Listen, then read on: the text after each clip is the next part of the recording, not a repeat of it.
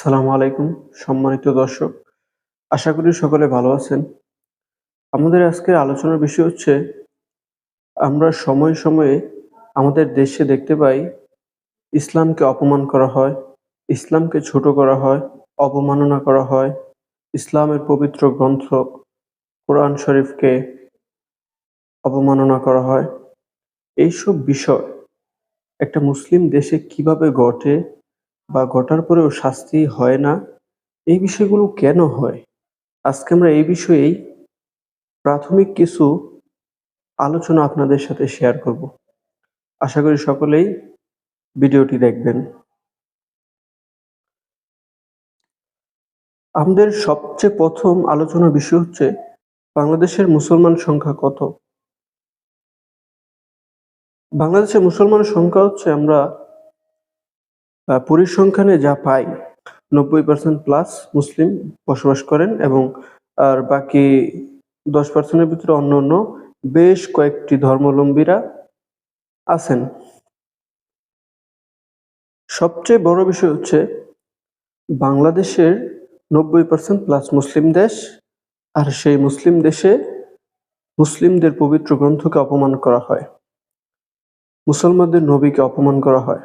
সবচেয়ে দুঃখের বিষয় এই যে যাকে সৃষ্টি না করলে এই পৃথিবী আল্লাহ তাআলা সৃষ্টি করতেন না, তাকে অপমান করা হয়, অথচ মুসলমানদের তেমন কোনো রিয়েকশন নাই বললেই বলা যায়।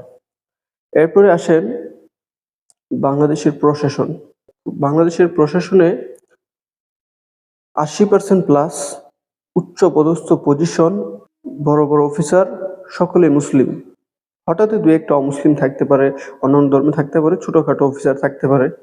আমরা যখন সেনাবাহিনীতে যাই, সেনাবাহিনীর বড় অফিসার মুসলিম। আমরা যখন র্যাবে যাই, র্যাবের বড় বড় অফিসার মুসলিম। আমরা যখন নৌবাহিনীতে যাই, অফিসার বড় বড় মুসলিম। আমরা যখন বিমান বাহিনীতে যাই, তখনও দেখতে পাই বড় বড় অফিসার মুসলিম। হঠাৎ কিছু কিছু ক্ষেত্রে অমুসলিম থাকে, অন্যান্য ধর্মাবলম্বী থাকে, কিন্তু আমরা বেশিরভাগ ক্ষেত্রেই কি দেখি ডিফেন্স বা শক্তিশালী পজিশনে মুসলমানদের স্থায়িত্ব। এরপরেও কেন ইসলামকে অপমান করা হয়?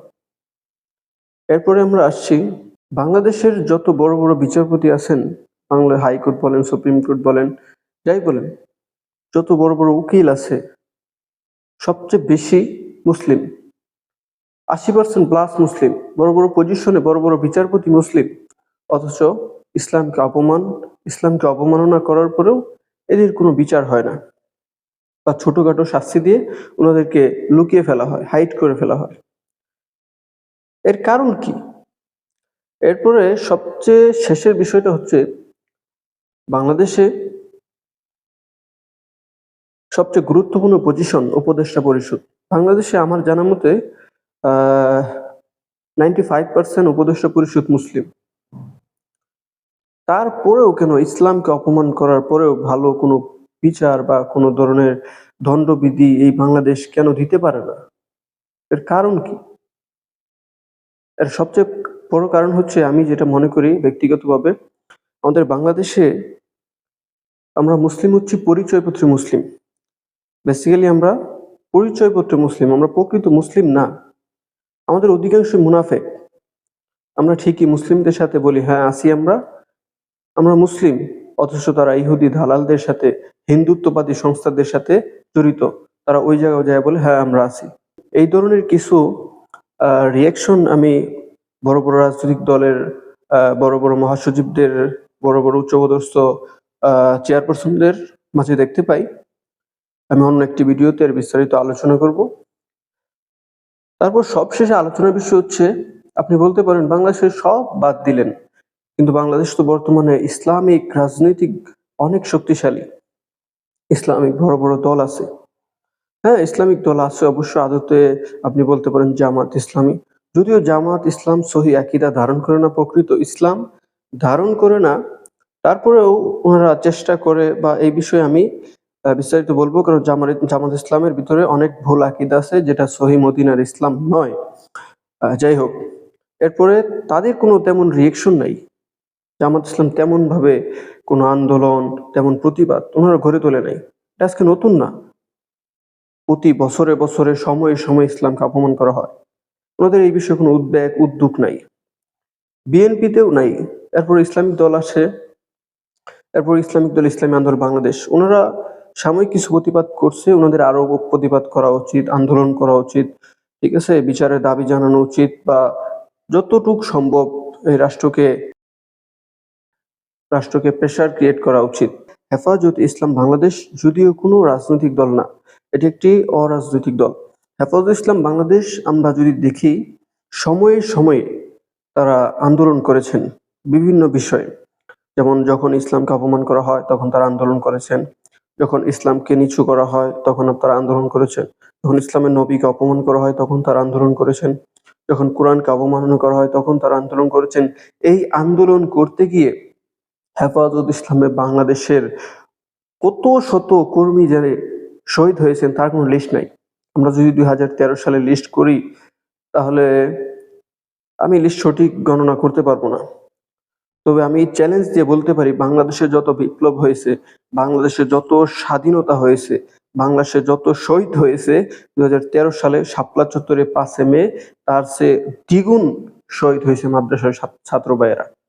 আজকে এটা নিউজ নাই, ইতিহাসও তেমন ভাবে লেখা হয় না। 2024-এ 200+ মাদ্রাসার ছাত্র শহীদ হয়েছেন, আজকে তাদের নিয়ে কোনো নিউজ নাই, তাদের নিয়ে কোনো ধরনের শহীদি মর্যাদা দেওয়া হয় না।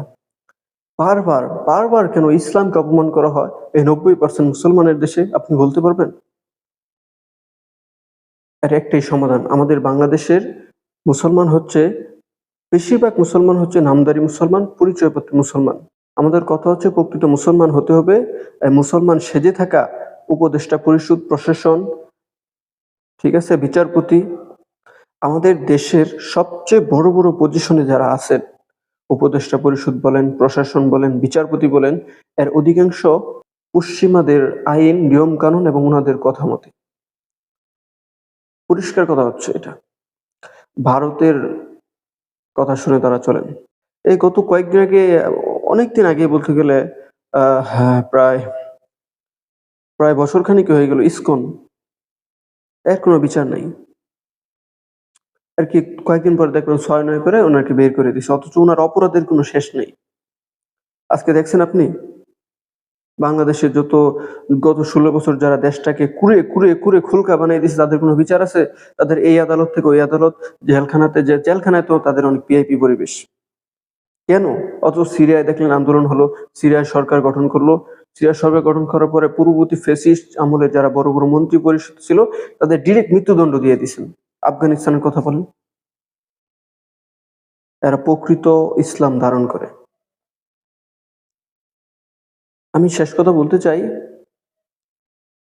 আপনার লজ্জা হওয়া উচিত।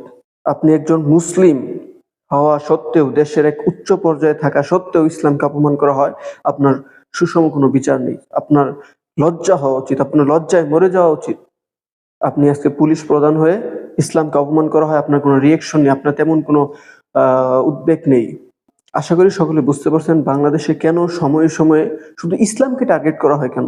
গত কয়েকদিন আগে দেখছেন আপনি নর্থ সাউথ ইউনিভার্সিটিতে, আলোচনা করলে অনেক বড় হয়ে যায়, নর্থ সাউথ ইউনিভার্সিটি, যেটা কিনা গত কয়েকদিন আগে বিশ্ববিদ্যালয় র্যাঙ্কিং একটা খবর প্রকাশ করেছেন, যে 1000 ইউনিভার্সিটির ভিতরে নর্থ সাউথ এবং ড্যাফোডিল ইন্টারন্যাশনাল ইউনিভার্সিটি, এই দুইটি ইউনিভার্সিটি 800 থেকে 1000 এর ভিতরে অবস্থান করছে বাংলাদেশের বিশ্বের বিশ্ববিদ্যালয় তালিকায়।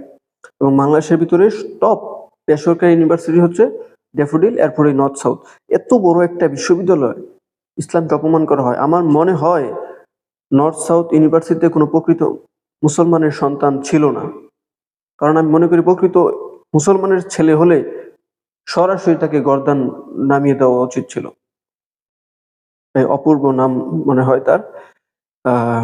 আমি তাকে বাংলাদেশের আইন অনুযায়ী যে আইনই হোক, তার যথেষ্ট বিচার এবং যতটুকু বিচার করলে পরবর্তীতে, যতটুকু শাস্তি দিলে পরবর্তীতে এরকম অপরাধ করতে কেউ সাহস না করে, আমি সেই বিচারের দাবি, সেই শাস্তির দাবি আমাদের বাংলাদেশের সংবিধান এবং বাংলাদেশ আদালতের কাছে অনুরোধ করছি।